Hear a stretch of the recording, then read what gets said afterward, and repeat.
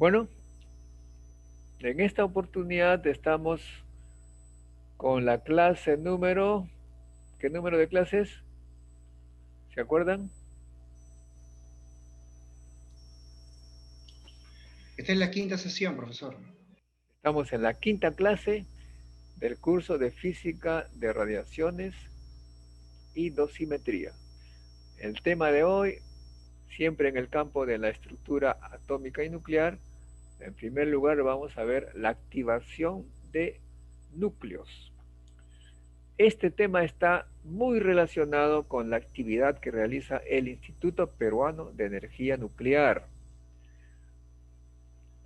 Ahí se tiene un laboratorio de activación neutrónica. Hay muchas formas de activar los núcleos, pero irradiando con neutrones es una de las formas que se hace acá en el Perú. También, ojo,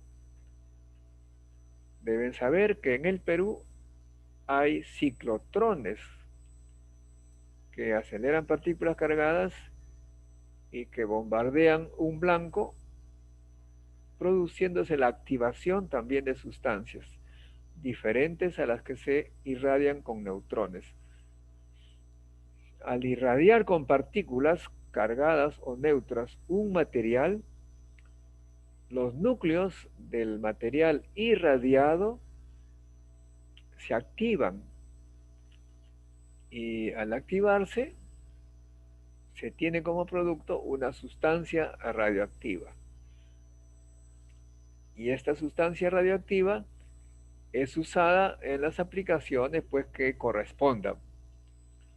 En el Instituto Peruano de Energía Nuclear, en el reactor RP10 de Warangal, se irradia, por ejemplo, materiales para producir tecnecio, tecnecio, también yodo 131 y otros elementos. El yodo 131 se vende después de hacer un mercado, o sea, se coloca una sustancia farmacéutica, se le marca con sustancias radioactivas y esta es la que sirve para, por ejemplo, ingerir el yodo, la sustancia marcada con yodo radioactivo y saber si es que la tiroides, como dije la vez pasada, absorbe o no absorbe el yodo de manera conveniente.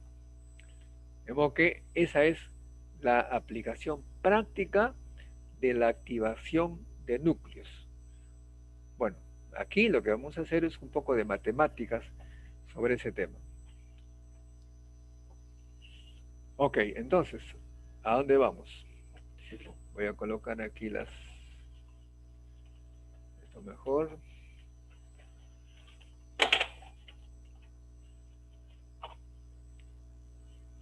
¿Qué pasó? Aquí hubo un problemita. Ya. Acá se tiene entonces el padre. El padre es la sustancia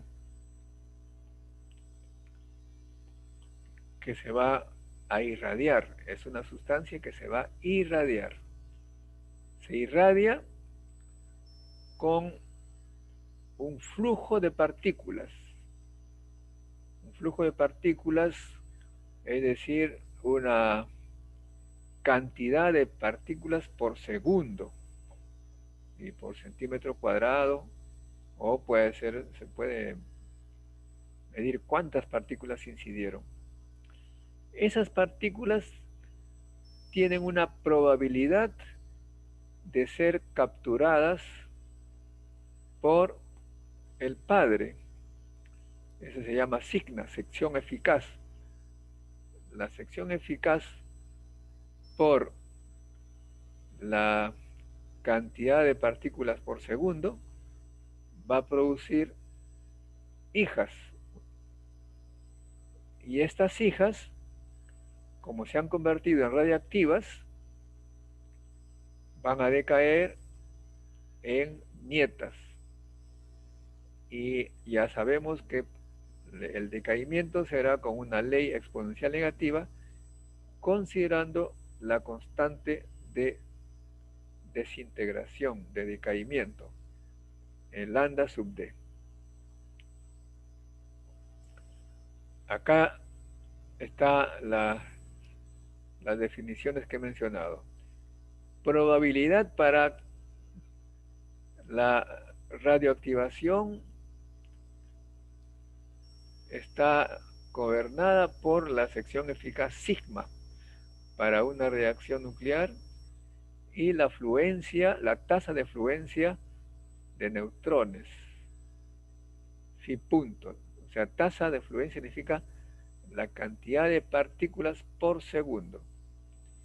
Las unidades en las que se mide esta probabilidad sigma es el bar por átomo, donde el bar es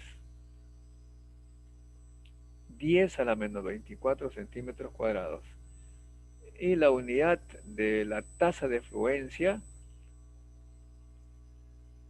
es la partícula por segundo y por centímetro cuadrado.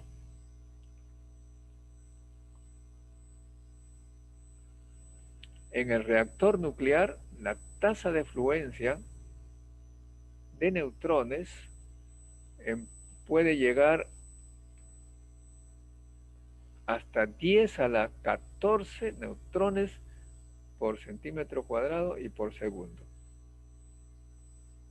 De modo que aquí estamos haciendo un tema relacionado directamente con cosas que se hacen en el Perú.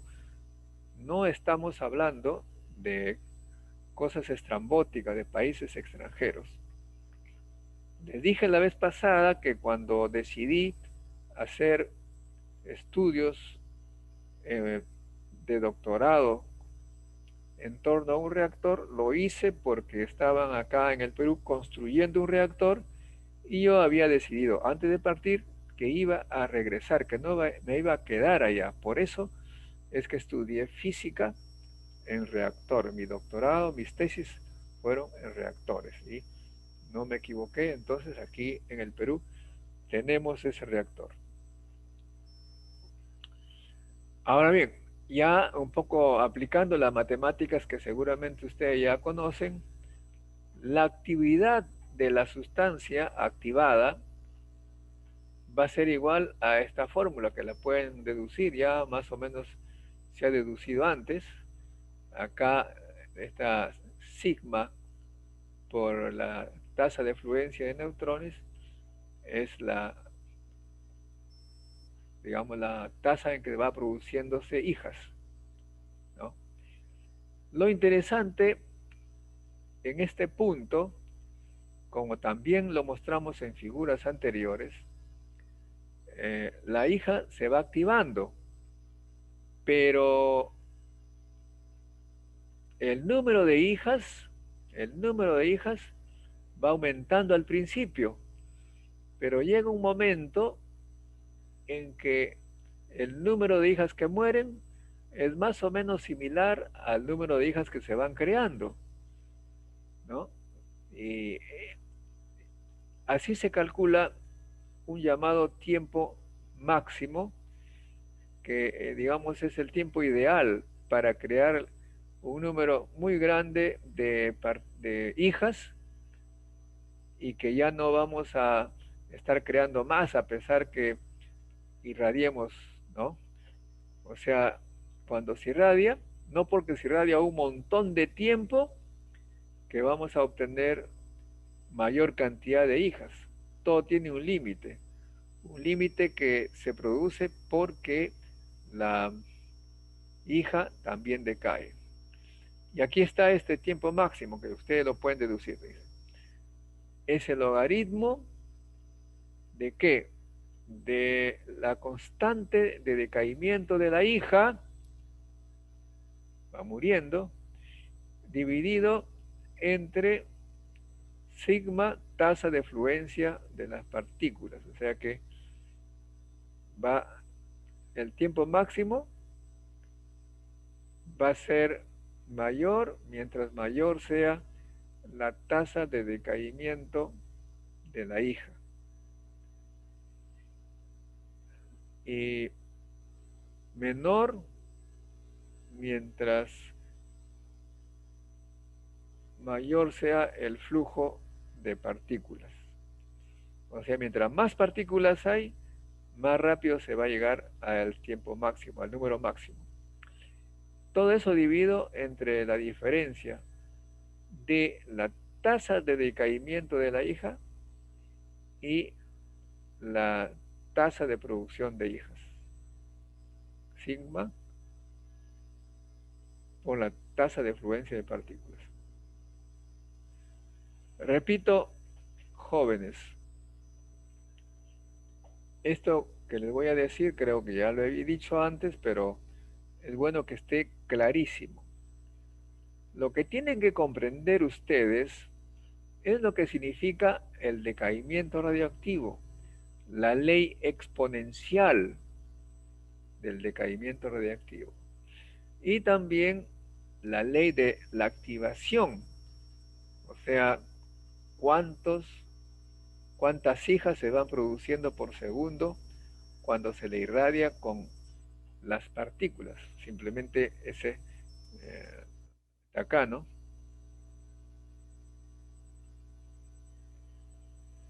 Acá está la activación de la hija. Pueden también deducirlo. Todo el resto es pura matemáticas y sentido común. Matemáticas y sentido común. Nada más. Y ustedes pueden deducir todas estas fórmulas, comprendiendo el concepto de lo que es activación y lo que es decaimiento. Acá tenemos, por ejemplo, una curva. En el eje horizontal está el tiempo en unidades de periodo de semidesintegración de la hija. O sea, las hijas tienen su periodo de semidesintegración que está relacionada también con lo que hemos llamado vida media. Aquí son unidades, ¿no? Y en el eje vertical está la actividad de la hija en función de ese tiempo, dividido por la actividad de saturación. La actividad de saturación es, digamos, el valor máximo que puede obtener la sustancia que se está activando, la actividad máxima, que como dije, no aumenta infinitamente, tiene una actividad. La actividad va saturándose hasta llegar a un límite. Cuando en el límite, la actividad de la hija es igual a la actividad de saturación. Por eso es que la división es 1. Bueno, y miren ustedes entonces. Al principio, si nosotros tuviéramos una sustancia que no decae como hija, o sea, supongan que irradiando con neutrones van a producir ustedes una sustancia que no decae, no radioactiva. Entonces, en ese caso, el número de partículas estaría aumentando permanentemente, ¿no? Pero el hecho que las hijas decaen, hay esta curva. Ahora bien, miren, cuando el tiempo de irradiación de la sustancia que se quiere activar es igual al periodo de semidesintegración de la hija, acá, lo que se logra es que la actividad de la sustancia radioactiva producida, o sea, la actividad de la hija, es la mitad de la actividad de saturación.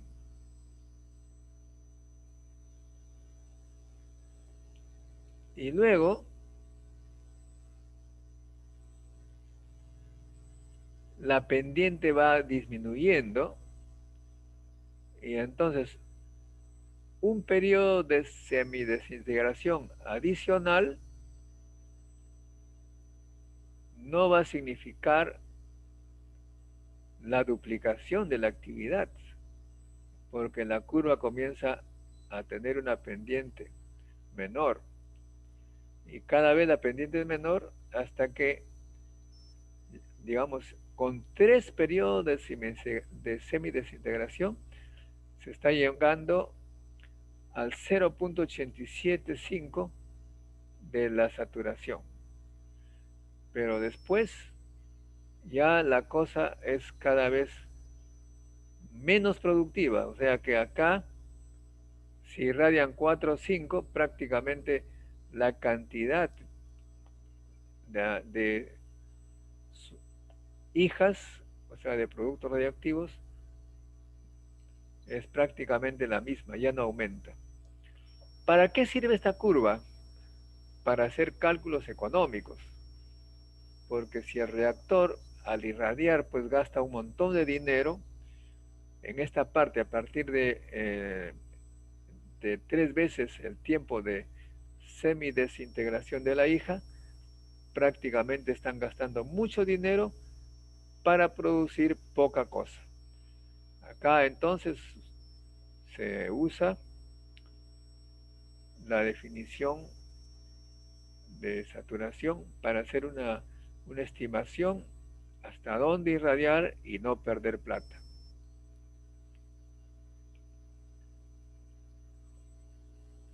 Un ejemplo de este tema de irradiación se tiene para la activación del cobalto 60. El cobalto 60 se obtiene bombardeando el cobalto 59. Absorbe un neutrón y aumenta el número másico. Y aquí tenemos la reacción cobalto 59 más neutrón igual cobalto 60, y producto de esta reacción se emite un rayo gamma. Esta expresión para describir una reacción también se escribe de esta manera, ¿no? Cobalto 59 paréntesis neutrón, que es la partícula con la que se está irradiando, gamma, que es lo que sale, y lo que queda es el cobalto 60. ¿No? La sección eficaz para esta reacción es 37 bar por átomo. Y la tasa de fluencia típica de los reactores, como el de Warangal, es 10 a la 14 por centímetro cuadrado y por segundo. A ver, preguntas, por favor.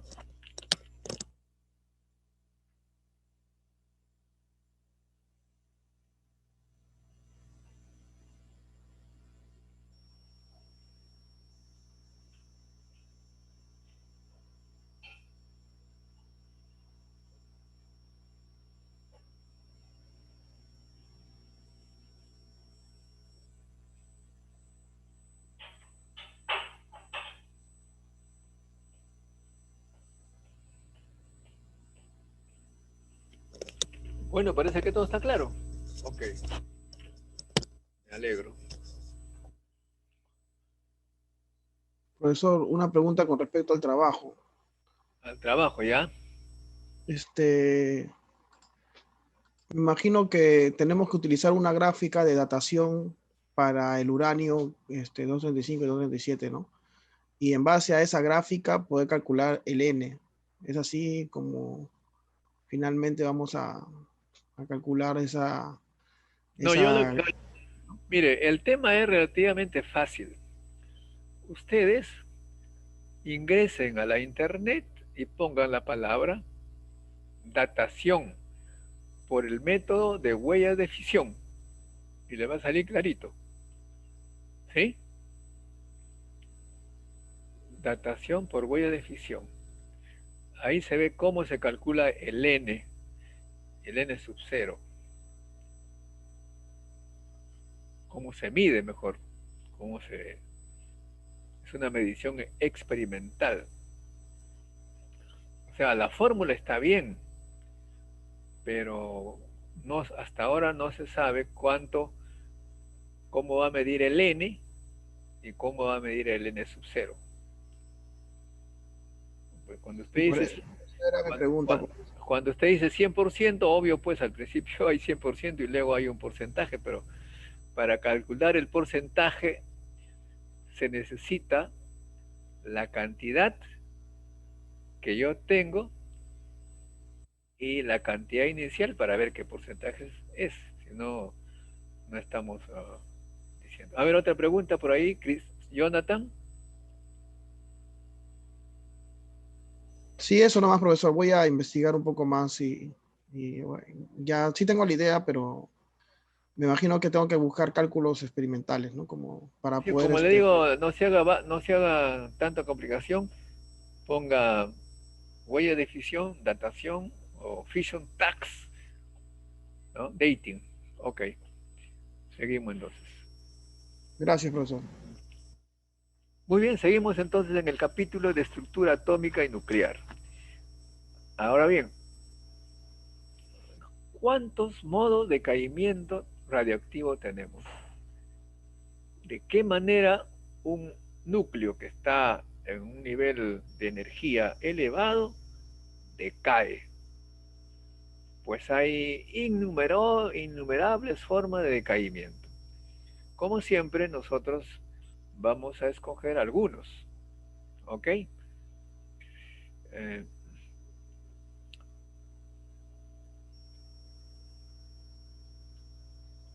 en primer lugar, el más conocido, bueno, hay 4 formas populares, digamos, en la historia, más populares, ¿no? El decaimiento alfa, lo que también se le llama emisión de rayos alfa. El decaimiento beta, el decaimiento gamma y la fisión espontánea. Básicamente, esos son los 4. Pero el decaimiento beta, como veremos, tiene 3 formas, 3 variantes. Y el decaimiento gamma tiene 2 variantes. Vamos a ver el decaimiento beta. Las 3 variantes son beta más, beta menos y captura electrónica. Y el gamma, hay decaimiento puro y otra, la conversión interna. Como ustedes también están haciendo el curso de metodología de la investigación, deben tener claro que todas estas formas de decaimiento han sido producto de un descubrimiento, a veces casual, accidental, que no se buscaba, simplemente se descubrió y luego tuvo que buscarse una explicación teórica.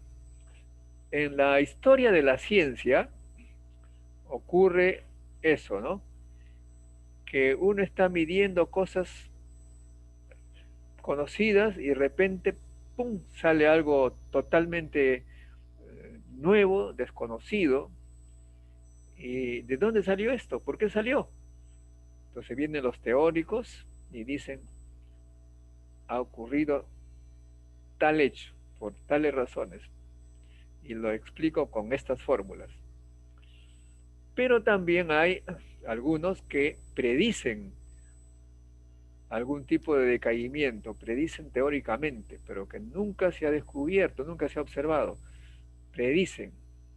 Y cuando hay un teórico que predice y este teórico tiene cierto prestigio, los experimentales buscan la forma de comprobar si es que esas predicciones se cumplen. Ese es el proceso de la investigación permanentemente. Las ciencias básicas están así, ¿no? Ok.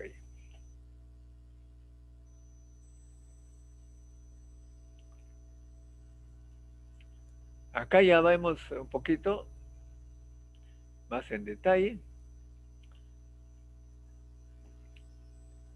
Hay las transformaciones nucleares que están acompañadas de emisión de partículas energéticas que pueden ser cargadas, neutras, fotones, neutrinos. A ver, con más detalle, veamos.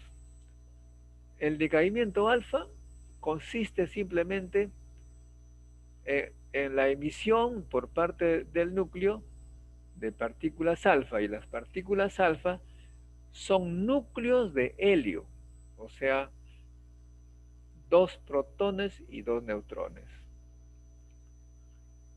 El decaimiento beta más es la emisión de positrones, es decir, electrones positivos. Este decaimiento fue el descubierto por Irene y Frédéric Joliot-Curie, los que fundaron el instituto en el que estudié en Francia, en la Universidad de París. Y ellos descubrieron que salían, al irradiar un material con partículas alfa, aluminio, se fueron, digamos, a tomar su café, dejaron de irradiar, y cuando regresaron sin irradiar con partículas alfa, observaron que de ese material estaba emitiendo todavía electrones positivos. O sea, no se lo esperaban. Observar, como dicen, nosotros no estamos irradiando nada, hemos separado la fuente alfa, pero este material sigue irradiando positrones. Nosotros pensábamos que era necesario que se esté permanentemente irradiando con partículas alfa para que se produjera partículas beta positivos. Sigue irradiando, o sea que esta sustancia se ha convertido en una sustancia radioactiva. Por ese simple descubrimiento, imagínense, que es una suerte, ganaron el Premio Nobel de Física. Suerte es una manera de decir, porque generalmente estos descubrimientos o cualquier otro se realizan porque los científicos están trabajando en algunas cosas tal vez no relacionadas con lo que han descubierto, con lo que van a descubrir, simplemente están trabajando en algo y descubren algo sorprendente. No hay nadie que esté echado en la cama mirando el cielo y descubra cosas, no, tienen que estar trabajando en algo y en función del trabajo descubren esto, ¿no? Siempre es así. De modo que la partícula beta, la emisión beta positivo, es histórico. Luego viene el decaimiento de beta menos, que es la emisión de electrones comunes y corrientes, que son negativos. Y después viene la captura de electrón. ¿Qué significa la captura de electrón? Este es interesante también, ¿no? Igual puede ser una tarea ver quién descubrió la captura electrónica. Todo eso está en algún artículo, en una revista, en alguna revista, ¿no? El descubrimiento de la captura electrónica. Pero bueno, vamos a ver más tarde de qué se trata. Ahora estamos simplemente, bueno, lo puedo decir, ¿no? La captura electrónica es cuando el núcleo está observando, por así decirlo, a los electrones que están girando y girando alrededor de él, y de repente se le ocurre y ¡blum! Se traga al electrón más cercano, lo chupa, lo atrae, digamos, lo jala, y, y eso es captura, la captura, ¿no? La captura electrónica. Tan simple como eso. Después viene la captura gamma, Y después viene la conversión interna, que es, allí hay una emisión de gamas y saca electrones orbitales. Y luego la fisión espontánea, precisamente lo que les señalaba a ustedes para la datación de vidrios volcánicos. En los vidrios volcánicos hay uranio 235 y uranio 238. El uranio 238 fisiona espontáneamente, y al fisionar deja huellas de fisión, porque los fragmentos de fisión, que son grandazos, viajan en algunas, una distancia pequeñísima, claro, pero en su trayecto hacen huellas en los vidrios, dejan huellas que tienen que observarse luego de un procesamiento especial. Entonces, el número de huellas le va a dar a usted una idea de cuántas fisiones se han producido en forma espontánea. Entonces, la fisión espontánea, por eso, es también una forma de radioactividad.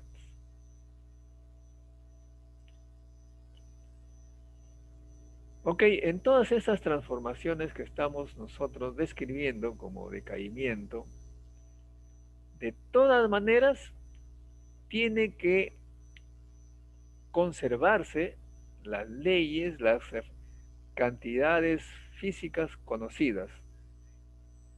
Tiene que conservarse la energía total, el momento, sea lineal o angular, la carga, el número atómico y el número másico. O sea, todo ello tiene que conservarse en un decaimiento. Vamos a ver que esas leyes van a llevar también a hipótesis de existencia, porque si en forma general les puedo decir, ¿no?, que si en un decaimiento o en cualquier otra reacción ustedes cuentan las cargas, cuentan el número másico, atómico, etc., y ven que falta, que algo está fuera de lo previsto, inmediatamente ustedes hacen la hipótesis. Lo que falta es una partícula que no se puede detectar, y le ponen un nombre, ¿no? Partícula fantasma, qué sé yo. Y los físicos experimentales, a partir de ese momento, se dedican a buscar esa partícula que todavía no se podía detectar. ¿Por qué no se puede detectar? ¿Cuál es la característica? Esa es más o menos la historia de la física nuclear, ¿no? Que siempre que faltaba algo aparentemente, fue buscado persistentemente, apasionadamente por los físicos. Apenas hay algo que falta, se ponen a trabajar como obsesionados por la búsqueda, ¿no? Es algo así como que estuvieran ustedes en su casa y de repente notan que se perdió lo que más quieren en la vida, o sea, su celular. Y dicen, ¿dónde está mi celular? Buscan, ahí no duermen. Igual acá, si es que hay algo que no se conserva, los físicos experimentales no duermen hasta encontrar qué pasó. Muy bien. El hecho que tiene que conservarse la energía, ojo, por supuesto, en todo decaimiento radioactivo, nos hace recordar entonces que hay primero una energía equivalente a la masa, y que la masa es energía. La energía se convierte en masa o la masa se convierte en energía. Por eso es que se define una energía de decaimiento, también se le llama valor Q. Ese valor Q está definido como la masa del padre menos la masa de la hija, añadiendo a esta masa la masa de la partícula que sale emitida. O sea, más propiamente, la masa del padre menos corchete, la masa de la hija, más la masa de la partícula emitida, cierra corchete, multiplicado por C cuadrado. Esta diferencia de masas en unidades energéticas es lo que faltaría, digamos, ¿no? Ese es el decaimiento radiactivo. Pero entonces, este Q tiene que irse en algún lado. ¿En cómo se va? Bueno, si es que no faltara ninguna partícula, que todo se ha detectado, todo, pues este Q puede ser solamente la energía cinética con la que salen los elementos del decaimiento. O también puede ser la energía cinética más la energía de alguna partícula que no hemos detectado. Ojo que aquí esta masa mayúscula, M mayúscula, y esta M minúscula, son masas nucleares. Ojo, masas nucleares, que es diferente a la masa atómica. La masa atómica considera el núcleo y los electrones. A esta masa nuclear solamente la masa del núcleo, nada más.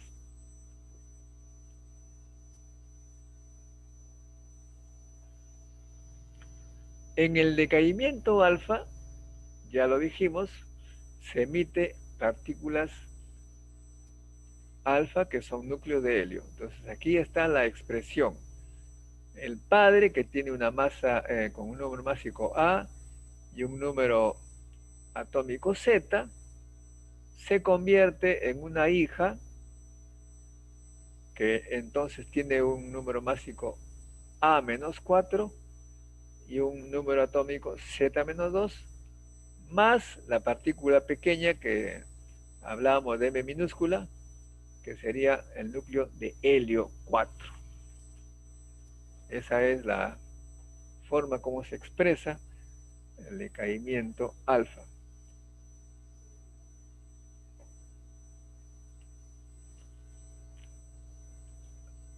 Como le dije hace un momento, cada elemento que se menciona en el curso de física nuclear, cada uno de ellos, cada partícula, etc., ha sido producto de un descubrimiento que le sirvió o bien para tener premio Nobel, prestigio, etc.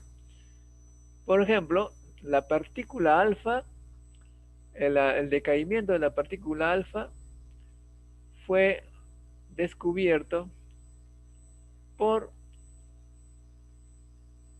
ya les dije cómo se pronuncia este nombre, a ver quién se acuerda. A ver, ¿alguien? ¿Sí? ¿Ah? Henri Becquerel. Mal. No es Becquerel, es Becquerel. ¿Ah? Becquerel. Es un nombre francés, se pronuncia Becquerel. Mejor es pronunciarlo como si fuese español, sale mejor. Ok, y eso fue descubierto en 1896. Después, Georges Gamow explica la naturaleza de esa partícula y de ese decaimiento usando el efecto túnel, la mecánica cuántica. en 1928. ¿Qué significa eso? Significa que la partícula alfa es una partícula que se supone para este modelo está en un potencial nuclear atrapado y no puede salir porque hay una barrera que le impide salir, una barrera de potencial. Pero George Gamow dijo, pero en la mecánica cuántica hay el efecto túnel, que ustedes se acordarán de sus cursos de introducción a la mecánica cuántica. Hay un efecto túnel, o sea que una partícula tiene una probabilidad no nula si tiene una energía cinética, puede pasar por efecto túnel a través de un potencial cuyo valor de esta barrera es mayor a la energía cinética. Clásicamente, para que una partícula pase a través de un muro, tiene que tener una energía cinética superior a la altura del muro. Pero en mecánica cuántica hay el llamado efecto túnel. Y eso lo explicó George Gamow en 1928.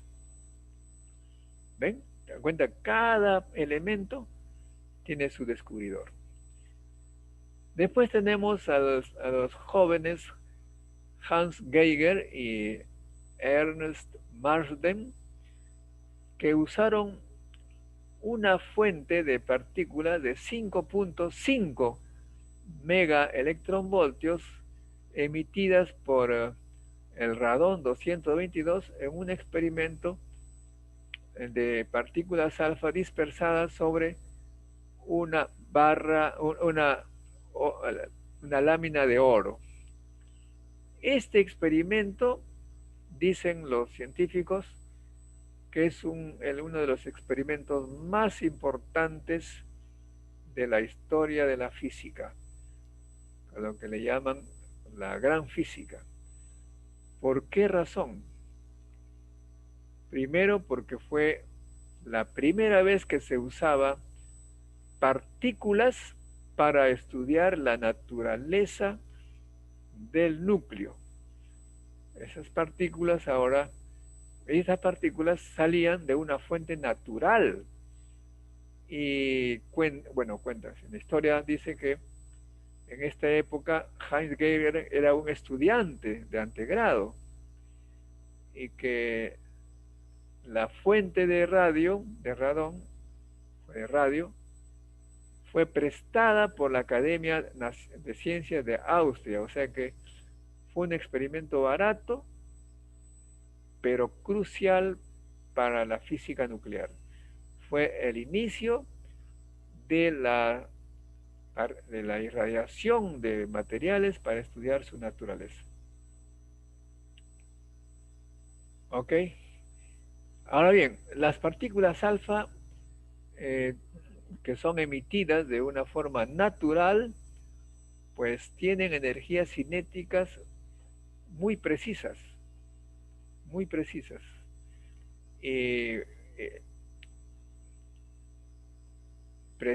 precisas y cuánticas, o sea, dependiendo de qué fuente está emitiendo esa partícula alfa, las partículas alfa tienen un valor que corresponde a la sustancia que la ha emitido, pero dentro de un rango cuando ocurren de sustancias naturales. Ese rango está entre 4 y 9 megaelectronvoltios. Por esa razón, las partículas alfa permitieron el experimento de Rutherford, que permitía calcular el radio, digamos, la trayectoria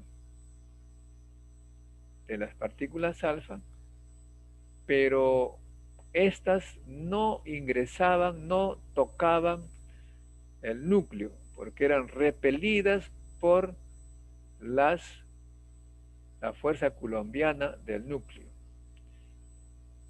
Para lograr que las partículas alfa ingresen al núcleo, tuvo que utilizarse entonces ya los aceleradores.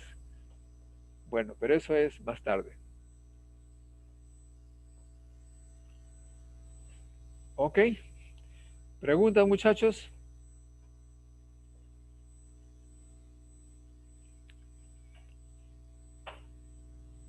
¿No hay preguntas? Doctor, una consulta. A ver. Ese experimento que hacía Heiger y Marsden, lo que ellos, con esa energía de lo que son de eso, emitido 5.5 voltios, ellos logran ver una distribución de carga o una distribución de materia en el núcleo o en el. Ajá. Muy bien, vamos a ver. Vamos a ver. Usted cuando tenga una pregunta, que son muy buenas, yo les puedo responder, pero les podría decir, en los experimentos de Geiger, lo había presentado un poco en la clase introductoria. ¿Usted estuvo en la clase introducción? ¿La primera clase? Sí, doctor. Ya. Lo que se mide es lo siguiente. Primero, ¿cómo es el experimento? Se pone una laminita muy delgada de oro. Y cerca de esta lámina se coloca una fuente de alfas natural, bien colimadas, o sea, se coloca dentro de un bloque de plomo para que salga un tubito y así salen partículas alfa como un rayo. Y entran estas partículas, ingresan a la lámina de oro, todo en vacío, adentro no tiene que haber aire, mucho, lo mínimo posible. Ingresan a la lámina de oro y del otro lado o alrededor de toda la lámina se coloca, digamos, detectores, por así decirlo, de partículas alfa, ¿no? Y entonces, ¿qué se mide? Se mide en realidad la cantidad de partículas alfa que caen en cada ángulo o sección de ángulo alrededor del núcleo, alrededor de la lámina. Entonces, ¿qué se descubrió? Que la gran mayoría de partículas alfa seguían de frente, contrario a lo que esperaban hasta ese momento. Casi todas las partículas pasaban de frente y había una que otra partícula que rebotaba, regresaba, o sea, un ángulo de dispersión de 180 grados. Los que se pasaban de frente se dice que tienen un ángulo de dispersión 0 grados. O sea que lo que medían era la distribución angular de las partículas alfa.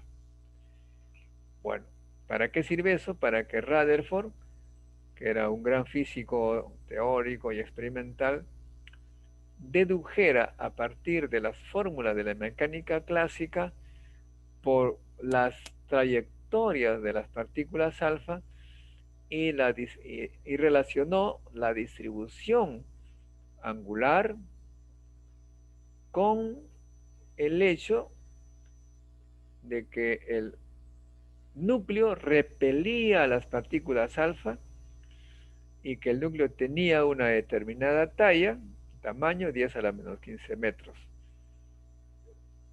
Era así como es que se deduce finalmente esta distribución angular que sirve a Rutherford para establecer su famosa teoría, su modelo atómico del átomo, el átomo de Rutherford. No sé si está claro, si no, pueden repreguntar.